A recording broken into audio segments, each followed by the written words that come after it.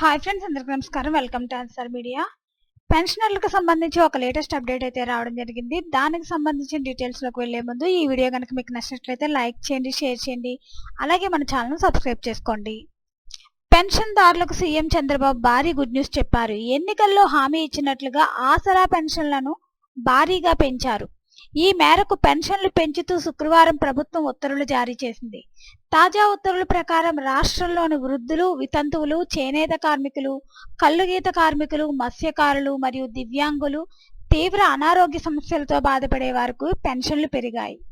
పెరిగిన పెన్షన్ల ప్రకారం వృద్ధులు, వితంతువులు, చేనేత మరియు మత్స్యకారులకు 4,000, దివ్యాంగులకు 6,000, తీవ్రమైన అనారోగ్యంతో బాధపడే వారికి 10,000, పూర్తి స్థాయి దివ్యాంగులకు 15,000 పెన్షన్ ప్రభుత్వం అందజేయనుంది. పెన్షన్ల పెంపుతో పాటు ఈ స్కీమ్ పేరును కూడా తాజాగా ప్రభుత్వం మార్చింది. గత వైసీపీ ప్రభుత్వం వైఎస్ఆర్ ఆసరా పెన్షన్ అని పేరు పెట్టగా చంద్రబాబు సర్కార్ ఆ పేరును తొలగించింది. ఎన్టీఆర్ భరోసా పెన్షన్ పథకంగా పేరును పునరుద్ధరించింది. ఈ మేరకు ప్రభుత్వ ప్రధాన కార్యదర్శి నీరబ్ కుమార్ ప్రసాద్ ఉత్తర్వులు జారీ చేశారు. సో ఫ్రెండ్స్, జూలై నెలలో ఇచ్చే వైఎస్ఆర్ పెన్షన్ పేరునైతే ఈ నెల నుంచి ఎన్టీఆర్ భరోసా పెన్షన్ పథకంగా పేరునైతే మార్చారు ఫ్రెండ్స్.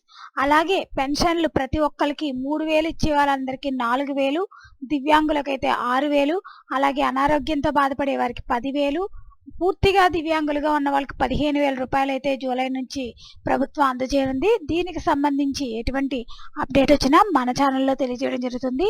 ఈ వీడియో కనుక మీకు నచ్చినట్లయితే లైక్ చేయండి, షేర్ చేయండి, అలాగే మన ఛానల్ సబ్స్క్రైబ్ చేసుకోండి.